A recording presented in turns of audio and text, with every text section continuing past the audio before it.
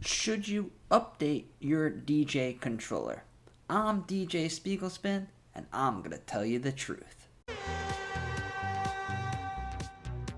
A lot of people ask me, especially when new controllers come out, should I update to this controller? Should I get this controller?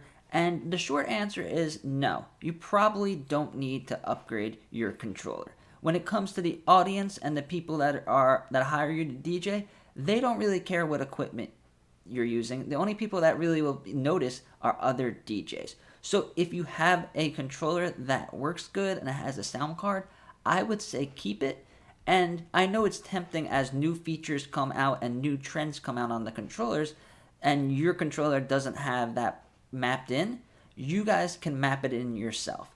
So when I first got this controller, the Neuromix DJ to go to touch, I loved it. I loved everything about it, but the one thing that was missing was a filter knob or a bass knob. And then Hercules came out with the Starlight controller, which has a filter and a bass knob on it. So I wanted to go spend another $100 and get that controller. But then through some research and some YouTube videos, I've learned that a lot of DJs map the controllers themselves. They map what their style of DJing is or what the new trend is into the controllers that they already have. And with DJ Pro, they make it very easy for us to map stuff in. So let's say with the dilemma that I had with the Hercules controller and this one, if we wanted to add a bass knob to this controller. And this works with any controller that you have on DJ Pro. So we go over here and we go to MIDI devices, and then you'll see your controller right here. And you see we're in the built-in. This is how it comes from the factory, and when you plug it in the DJ Pro, it has this mapping. So in order to change it, it's very simple. You just touch the button you want to do. So that button's that button. And I'm going to choose one of these knobs for my filter knob. So this is the Q knob, and what it does is it mixes in what you hear from the headphones and what you hear from the main output. Now, when I use this controller, I don't use headphones that much, and when I do, you could adjust the Q through the settings. So this is an unnecessary knob as far as I see. So let's put a filter on it. So we're going to go over here, and now you see target, mixer, and this is deck 2. So we're going to hit deck 2. And now action. We're going to go all the way down to filter. And now this knob is a filter knob. So right there, if you look, now I'm adjusting the filter. And you could do the same thing if you want it to be a bass knob, if you want it to control the mids or the highs, or you could even do the same thing with Neuromix. Let's say you see that this controller, this is the Reloop Buddy, and it's really cool. It's one of the first controllers that came out with Neuromix already mapped into it. So now that's really cool, and then you might be thinking, I wish I had a controller that you were able to map Neuromix. Well, you probably do. So I'll show you guys a couple of ways how you would map Neuromix. Now, since the beginning of DJing, the mixers were set up the same way as the controllers are today. So there's the bass, the mids, and the highs. But with DJ Pro's new groundbreaking feature of Neuromix, where you could separate vocals and separate instrumentals from the song, I believe that the mixer is going to be different. It's going to be the way that this controller, the Reloop Buddy, has set it up. So it is the drums, the harmonics, and then the vocals.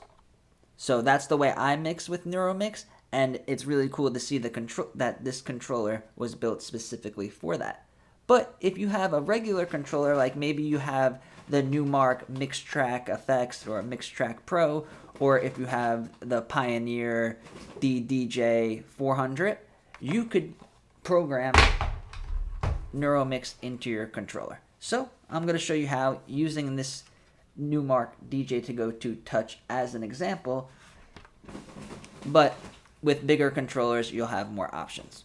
So we're going to go over here, MIDI device, DJ to go to touch, and remember, you guys can make edits and then you can name them what you want to name them, And then this controller, if you're DJing hip hop, it'll be set up for hip hop. If you're DJing for EDM, it'll be set up for EDM. So don't think you have to go out and buy different controllers for different styles of DJing, because you could just switch it with a push of the button. Alright, so let's go over here. And now I'm going to use this same knob, and we're going to program Neuromix. So one way to do it, if we go down here to Neuromix, you could do it filter style. So it's going to filter in the... We're going to go over here, done. And now if we look at Neuromix, not this one. If we look at Neuromix, now this filter is controlling the slider. So in the middle, it is how the song is originally. And then if you wanted to go quick into just vocals, you would go the other way. Just vocals, or if you wanted to do just instrumental. So this is really cool for doing mashups live. So if you have an extra knob on your controller, maybe you don't use the mid knob, you only use the bass and the high, you could program the mid knob to be this slider for Neuromix. Now you could also program it to control each individual section. So the harmonics, the drums, and then the vocals. So over here, we're going to go over here. We'll use the same button as our example. Go down the Neuromix.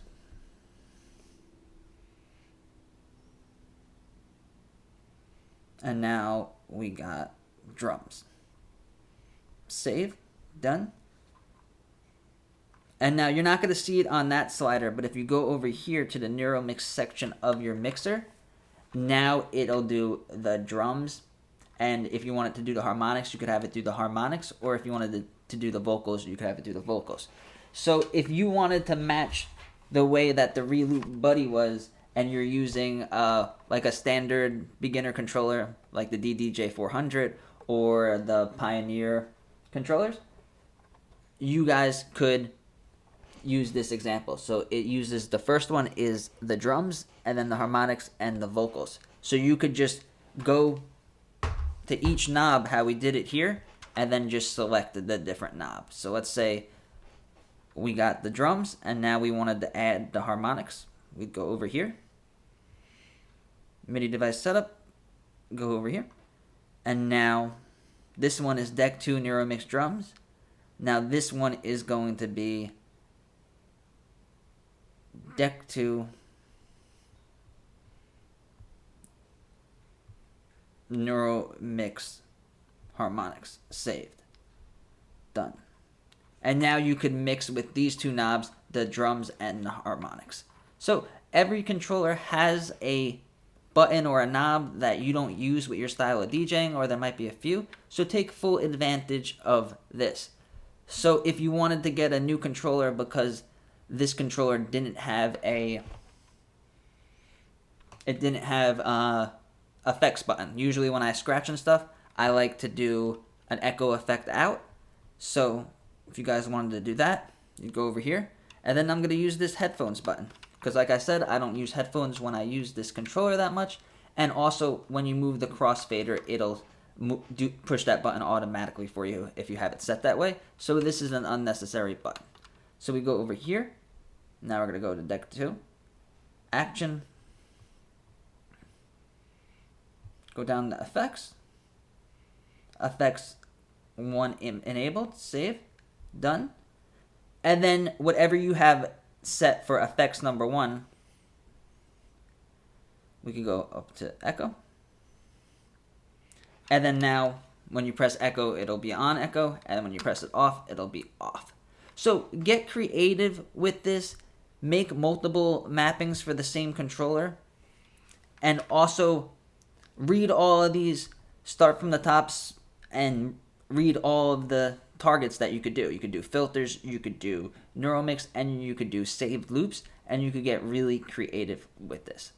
So if you like learning about new stuff with DJ Pro, learning about the new controllers, and learning how you could save money and what you should buy and what you shouldn't buy, and also DJing in the metaverse, subscribe to my channel and share this video with a friend. I make daily DJing videos. Thank you.